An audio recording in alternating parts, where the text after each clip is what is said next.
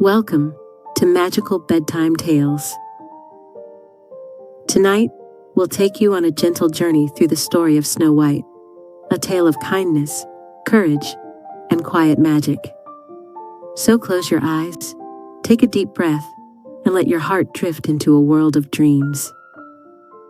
Once upon a time, in a kingdom nestled between tall silver mountains and deep green forests, there lived a gentle queen. She had hair as dark as a raven's wing and eyes like calm lakes. Every day, she would sit by the palace window, sewing delicate clothes and watching the snow fall softly from the skies. One winter morning, while stitching by the window, she pricked her finger with a needle. 3 tiny drops of blood fell onto the pure white snow resting on the windowsill. The red looked so bright against the white that the queen smiled and whispered softly to herself, "If only I had a daughter with skin as white as snow, lips as red as blood, and hair as black as ebony wood." And in time, her wish came true. She gave birth to a beautiful baby girl who was just as she had dreamed. Her skin was soft and white as snow, her lips were red as fresh cherries, and her hair was dark as the midnight sky. The queen named her Snow White. But happiness sometimes comes with sadness too. Not long after Snow White was born, the gentle queen grew very ill. The winds whispered through the palace as she lay in bed, holding her baby close. With a kiss on her child's forehead and a smile on her lips, the queen quietly closed her eyes and became a star in the night sky. The king was heartbroken.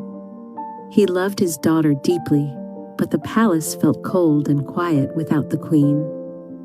After some time, he decided to marry again. He thought a new queen might bring warmth back into their home.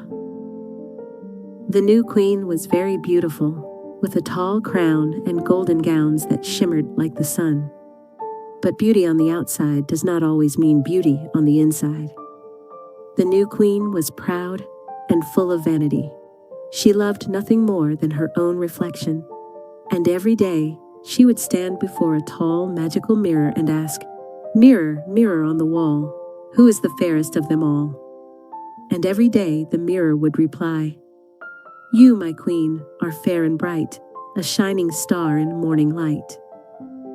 This pleased the queen, and she would smile, satisfied, knowing she was the most beautiful in the land.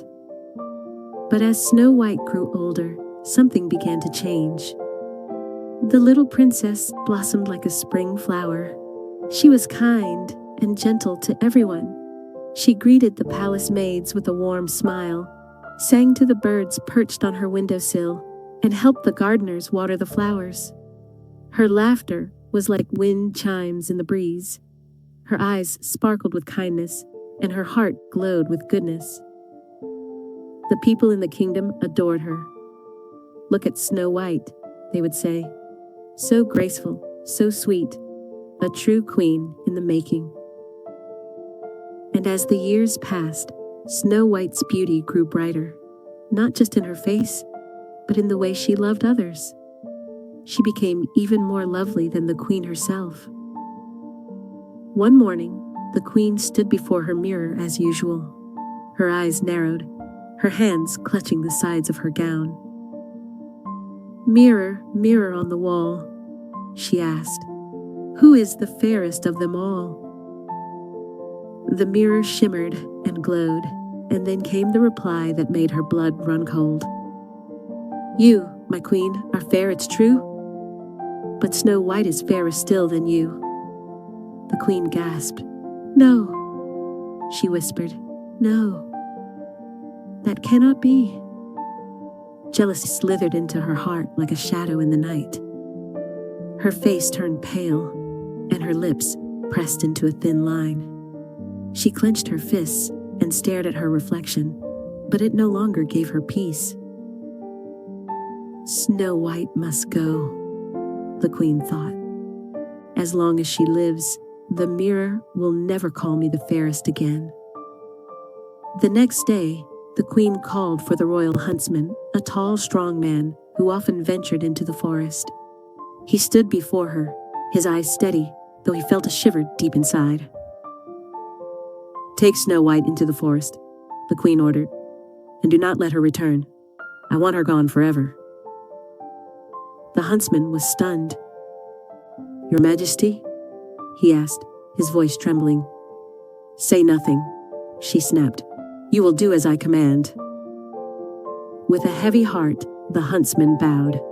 He found Snow White in the palace garden, where she was feeding the doves and humming a soft song. Her eyes lit up when she saw him. "Are we going for a walk in the woods today?" she asked sweetly. The huntsman nodded, unable to speak. Snow White skipped ahead, gathering wildflowers and talking to butterflies along the way. But as the trees grew thicker and the light dimmed beneath the tall branches, the huntsman slowed his steps. He watched the gentle girl and felt the weight of his mission press hard upon his chest. At last, when they reached a quiet clearing deep in the forest, the huntsman stopped. Snow White turned around, puzzled. "Is something wrong?" she asked. Tears welled up in the huntsman's eyes. He dropped to his knees. "I can't do it," he whispered. "I was sent here to harm you, but I cannot. You are too kind, too innocent." Snow White's eyes widened. She stepped back in fear. "Please," the huntsman begged. "Run! Run far into the forest. Hide. Do not return to the castle. The queen must not find you." And with that, he turned and disappeared into the trees, leaving Snow White alone in the great dark woods. For a moment, all was silent. Then the forest began to whisper. Twigs cracked beneath her feet. Branches stretched like long arms above her. Strange shapes seemed to move between the trees. Snow White ran. She ran through tangled roots and over fallen logs. Her breath came in quick gasps, and her tears sparkled on her cheeks. Owls hooted from high branches. Bats fluttered past her ears. The forest, once beautiful, now seemed like a dream turned upside down. But Snow White did not give up. She ran until the darkness faded and the trees opened into a small meadow. In the middle of the clearing stood a tiny cottage so small it looked like a doll's house with a red roof, round windows, and a blue door no taller than her shoulder. Exhausted and shivering, Snow White walked to the door and knocked gently. No one answered. She knocked again. Still, no reply. Slowly, she turned the knob and stepped inside. It was quiet, warm, and cozy, like a hidden place out of a fairy tale. The furniture was tiny. The chairs, the table, even the beds were small, as if made for children. But everything was neat and clean. A kettle sat on the stove. Little plates were stacked in the cupboard, and 7 tiny cups sat in a perfect row on the table. Snow White looked around, her eyes wide with wonder. "Who lives here?" she whispered. She yawned deeply. Her legs trembled with tiredness. She had not eaten, had not rested. She tiptoed to the corner of the room, where 7 little beds stood side by side, each with a different colored blanket: red, blue, green, yellow, orange, purple, and pink. "I'll just lie down for a little while," she said softly. And without another word, she lay across 3 of the beds, curled up like a kitten, and fell into a deep, peaceful sleep. Outside, the sun dipped low and the sky turned to soft gold. And far away in her tall, dark tower, the queen still stared into her mirror, completely unaware that Snow White's story had just begun. The wind outside rustled gently through the trees as the sun dipped beneath the horizon. Inside the cozy cottage, Snow White slept soundly, her dark lashes resting on her cheeks, her hands tucked under her cheek like a child.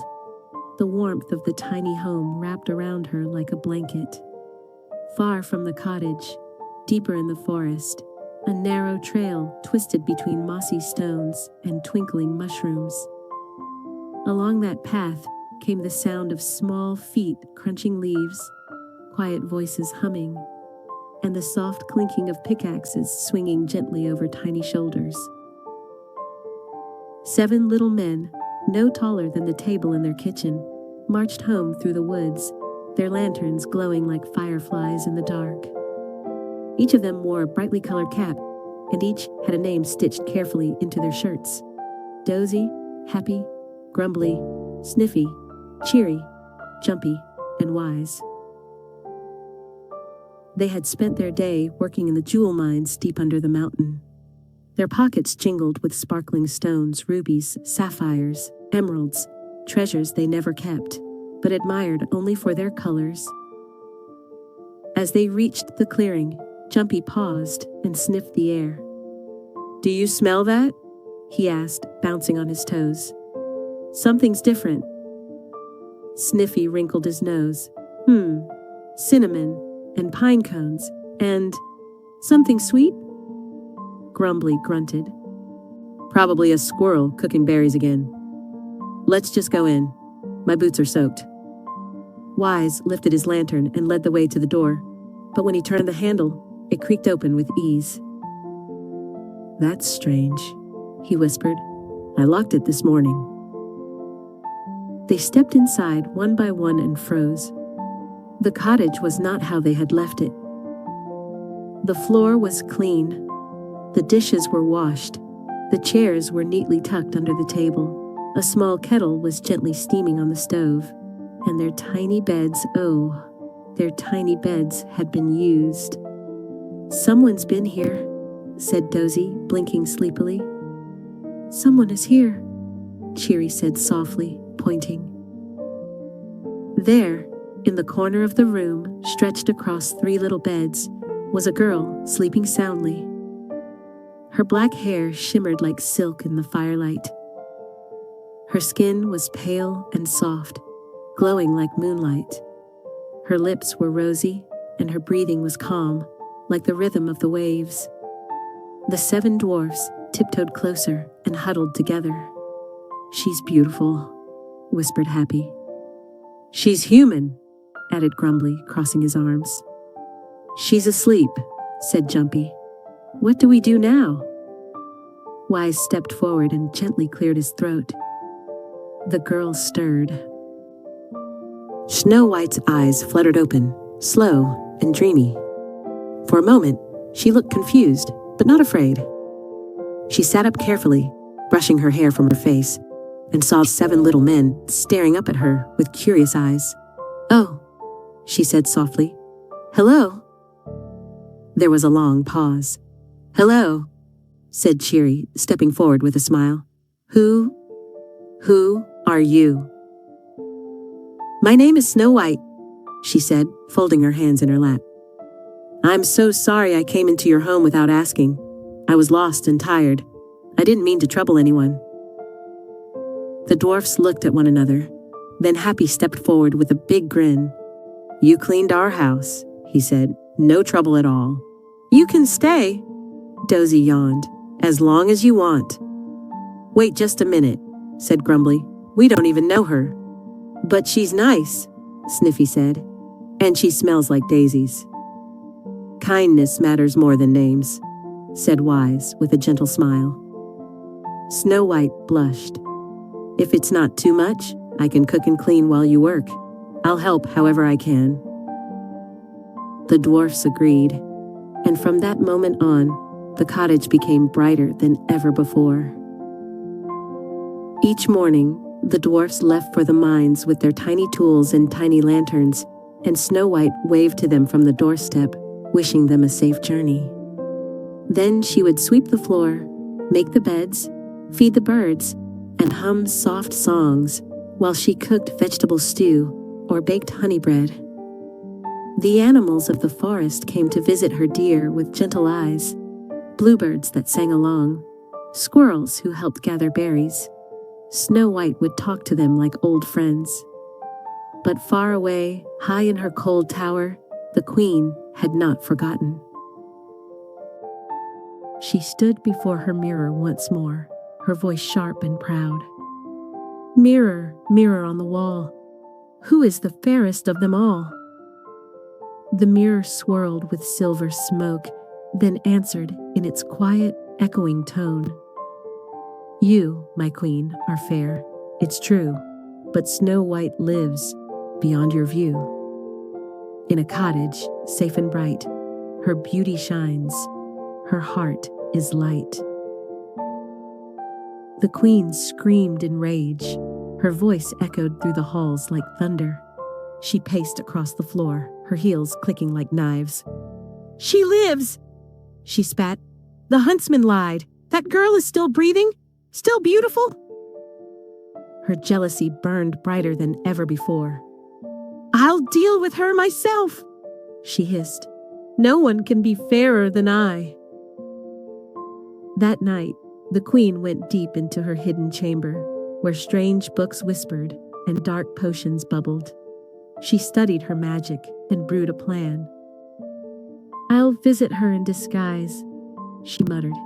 "She'll never see me coming." With a twist of her wand and a puff of black smoke, the queen changed her appearance. Her golden hair turned stringy and gray. Her smooth skin wrinkled like old paper. Her voice became croaky and her back bent low. She looked like a harmless old peddler woman, hunched and harmless. In a tattered shawl, she filled a basket with red combs, ribbon laces, and shiny trinkets, and at the very bottom, she placed a small, enchanted charm, one that would make Snow White collapse into sleep. The next morning, as the dwarfs marched off to the mines, they warned Snow White to be careful. "Don't open the door to anyone," said Wise. "Not even the forest squirrels," added Jumpy. Snow White smiled. "I promise, I'll stay inside." But later that afternoon, there came a knock at the door, gentle, soft, and slow. Knock. Knock. Snow White peeked through the window. There stood a hunched old woman with kind eyes and a crooked smile. "Good day, dearie," she called. "May I come in? I sell fine ribbons and beautiful laces." Snow White opened the window a crack. "I'm not allowed to let anyone inside," she said politely. "Oh, of course, the old woman cackled. "But would you like to see my ribbons from the window? So bright and pretty." Snow White hesitated, then nodded. The old woman held up a shining red lace. It sparkled in the sunlight like a ruby. "Come closer, child," she said sweetly. "Let me help you tie it around your waist. You'll look like a princess." Snow White, curious and trusting, stepped forward. The old woman reached through the window and quickly tied the lace around Snow White's dress, but she pulled it tighter and tighter until Snow White couldn't breathe. The girl gasped. Her face turned pale. She stumbled back and fell. The old woman laughed and disappeared into the woods. When the dwarfs returned that evening, they found Snow White lying on the floor, her lips pale, her eyes closed. They rushed to her side. Wise gently loosened the ribbon. Snow White coughed once, twice, and slowly opened her eyes. "She's alive!" cried Happy. Grumbly frowned. "We warned her." That night, they all gathered around the fire and reminded her once again. "Don't talk to strangers," said Cheery. "Don't open the door," said Sniffy. "Don't even peek out the window," said Jumpy. Snow White nodded. "I promise, I'll be more careful." But the queen was not finished.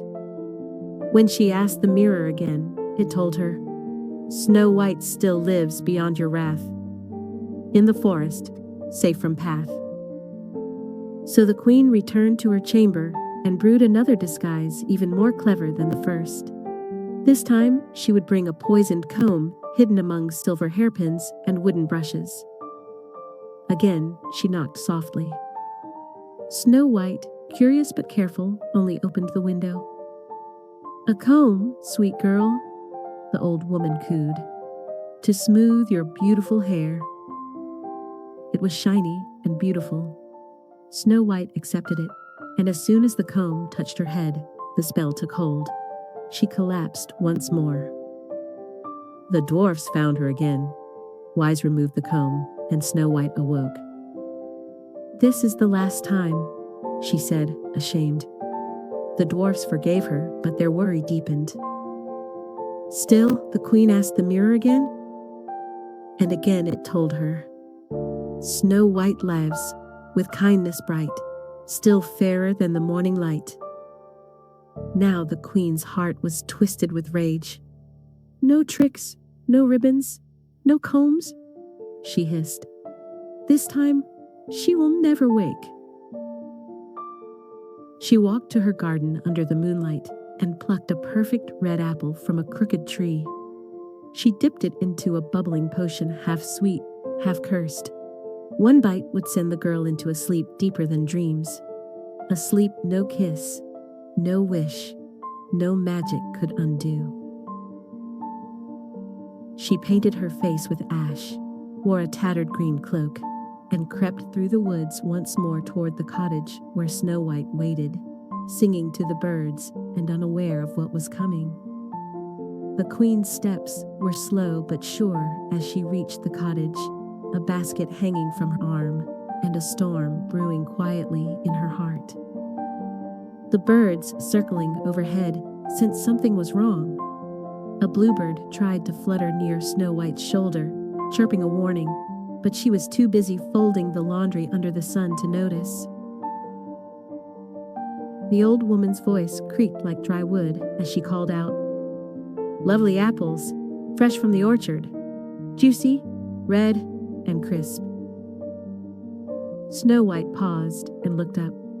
Her heart told her not to answer, but her eyes fell on the beautiful apple, round, red, shining like a ruby in the sun, and the woman, so hunched and gentle, looked tired and harmless.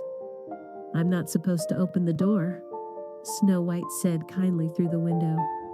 "Of course not, dear," the old woman replied sweetly. "But surely you may accept a gift through the window? It would be a shame for such beauty to go to waste." Snow White hesitated. "This one," the woman said, lifting the reddest apple from the basket, "is special. It's for you. Take just one bite. You'll never forget how sweet it is." The girl reached out carefully and took the apple. And as her teeth sank into the crisp skin, the juice touched her tongue, sweet at first, but then bitter. A dizziness swirled in her mind. The colors of the world blurred together. She dropped the apple to the ground as her knees gave way. Her hands trembled. She tried to call out, but her voice was lost to the wind. She collapsed among the fallen leaves, with her dark hair fanned around her like a halo. The old woman smiled with a twisted joy. "Now, let the mirror speak the truth," she whispered, and disappeared into the woods for the final time. The birds screamed. The squirrels raced to find the dwarfs. The deer stamped their feet, pacing around the fallen girl. As the sun dipped behind the mountains and dusk touched the trees with lavender shadows, the seven dwarfs returned. They found her lying on the soft grass beneath the window, her cheeks pale, her hands folded like she was only sleeping. Wise knelt down first. "The apple," he whispered, seeing the red fruit with one bite missing lying beside her. "It was poisoned." They tried everything. They laid her gently inside the house. They brought cool water from the stream. They sang to her. They wept beside her. But Snow White did not open her eyes. She lay still, like a beautiful statue carved from moonlight and snow. The dwarfs built a crystal coffin with golden hinges and lined it with soft rose petals. They placed it beneath the tallest tree in the forest clearing, where sunbeams danced gently through the leaves. Around her, animals kept watch: foxes, birds, rabbits, and fawns. Days turned to weeks. Seasons passed. But Snow White did not age. Her beauty did not fade.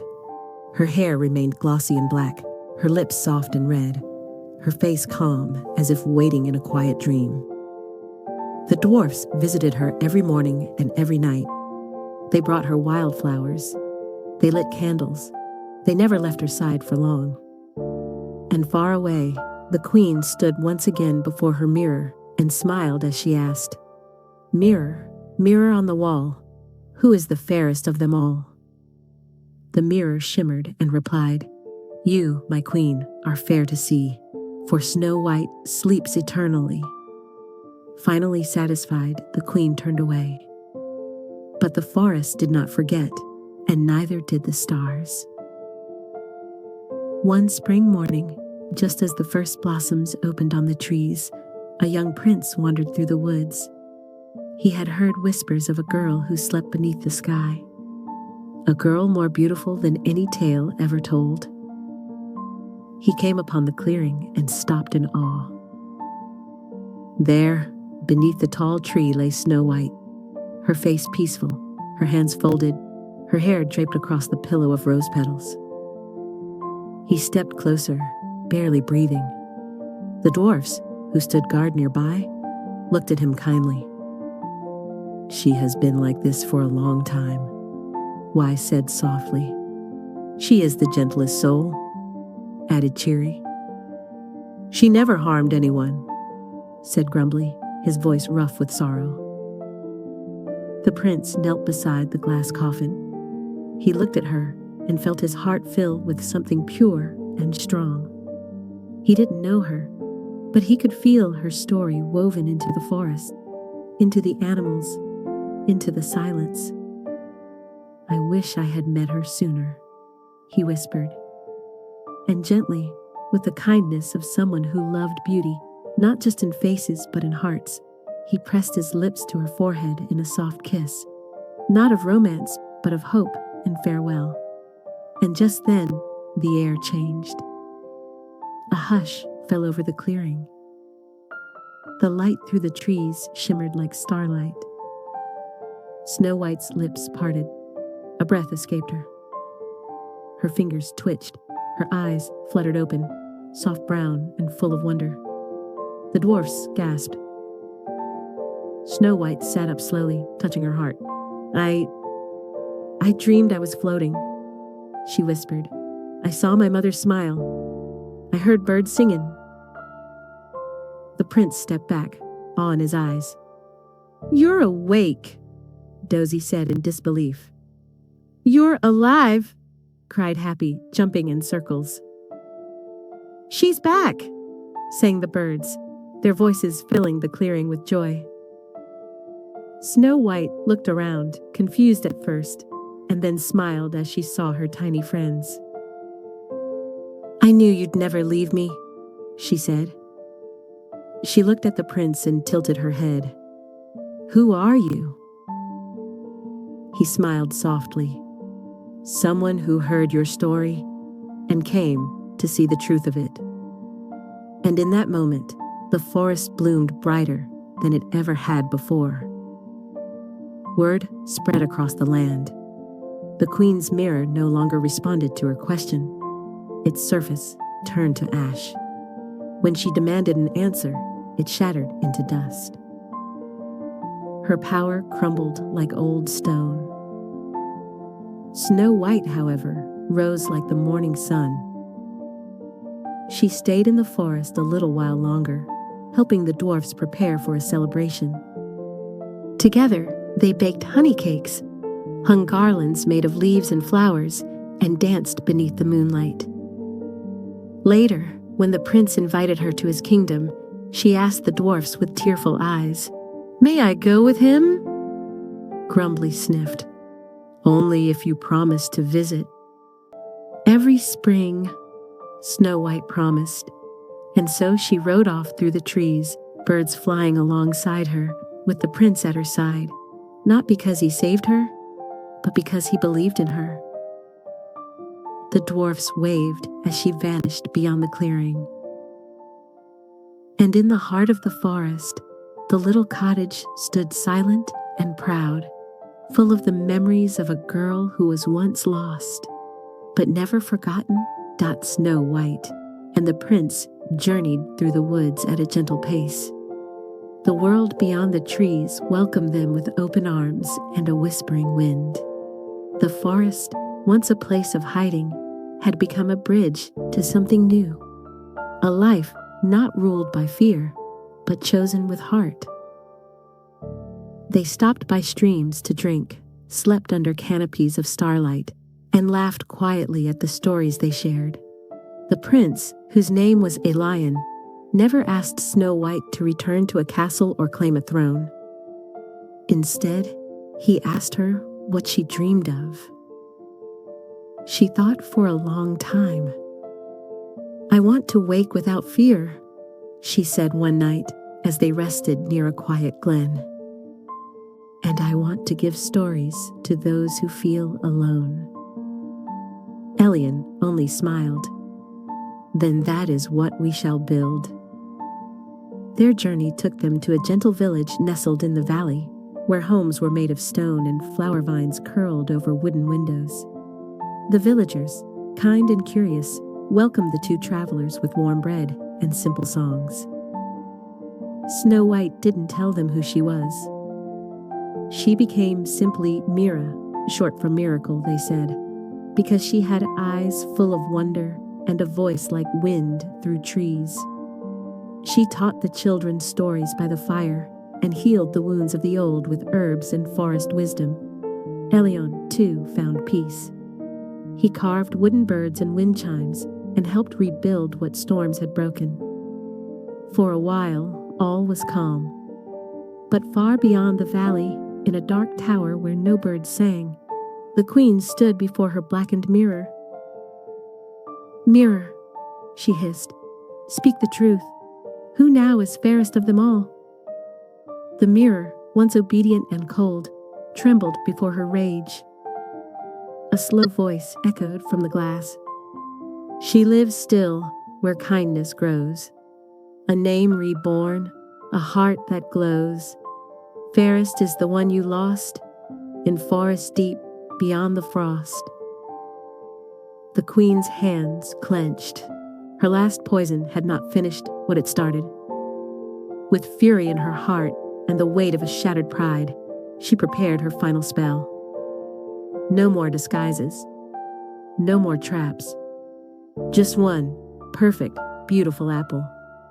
Redder than rubies. Shinier than stars. Dipped in a silence that could sleep a soul forever. In the valley, the sun bloomed bright. The trees whispered secrets to one another. Snow White had planted a small garden behind the cottage where she now lived, a garden filled with wildflowers, herbs, and hummingbirds. That morning, as the dew clung to leaves like tiny crystals, a woman appeared at her gate. She was wrapped in soft shawls, her eyes kind, her hands old and trembling. She carried a basket filled with fruit. "Dear child," she said sweetly, "may I offer you one of these? A gift for the kindness you've given this village." Snow White tilted her head. There was something strange about the way the air suddenly cooled, but she felt no danger. The woman looked tired, not wicked. "Of course," Snow White replied gently, stepping closer. The old woman smiled and lifted a single apple. It glistened in the morning light, as if it had been kissed by magic itself. Snow White took it in her hand. She looked up as if the wind had said something, but there was only stillness. She bit once. The world spun slowly. She saw the woman's face blur, and then sharpen, not soft and kind, but cruel and victorious. She dropped the apple, her knees folded beneath her. Snow White fell, gently, as if the earth caught her with love, and lay still beneath the tree she had planted only weeks ago.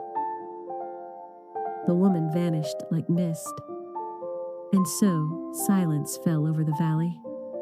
Elian found her not long after.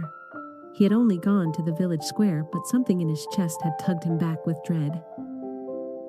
He ran faster than he ever had, but she did not wake when he called her name. Her skin was cool, her lips quiet. The villagers gathered. No one spoke above a whisper. The children cried softly. The garden, once blooming with color, now felt frozen in time. Elion built a glass coffin as the dwarfs once had. With the help of the villagers, he placed it at the edge of the forest, where the trees met the sky and birds could still sing her name. Days passed. Nights grew still. And then, one evening, as the moon rose full and silver, a hush fell over the valley. Something moved in the trees. A deer came first, then a fox, and then a procession of creatures, great and small, wild and gentle, all gathered around the place where Snow White slept. The dwarfs had come too, called by a dream. They stood at the edge, holding hands. The forest, remembering, began to hum. Not a sound, loud or bold, but a melody soft and ancient, a lullaby woven into the roots of the earth. Elian placed his hand over the glass. "I do not ask for miracles," he whispered, voice breaking. "Only that she feels how much she is loved." A tear slid from his cheek. It landed on the glass and then trickled inside, vanishing into a shimmer of light. The moon, high above, paused. And then Snow White breathed. Her fingers twitched. A slow inhale, quiet as the wind through willows. Eyes fluttered open, not with fear, but peace. She looked around. The sky, the stars, the faces she had known, and Elian. "You stayed," she whispered. "Always," he said, kneeling beside her. The glass faded away, melting like morning frost. Snow White stood slowly. The world felt different, lighter. The queen's spell had broken, not with a sword, not with vengeance, but with love, time, and truth. The queen herself, in her distant tower, watched the stars blink out one by one from her window. Her reflection faded from the mirror, her power gone. She was never seen again.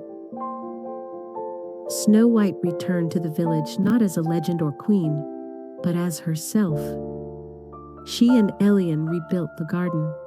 She told new stories, ones filled with kindness and courage. She taught children to listen to the trees and elders to believe in dreams again. In time, she became not a ruler, but a guardian of hope. And sometimes, in the stillness of evening, she would look toward the forest where it all began and smile. The cottage, though far, still whispered her name. And if you were to walk that path beneath the silver leaves, you might still hear it too. A song, a story, a girl who once was lost and then found herself. Subscribe to Magical Bedtime Tales. Sleep well, little dreamer. Good night.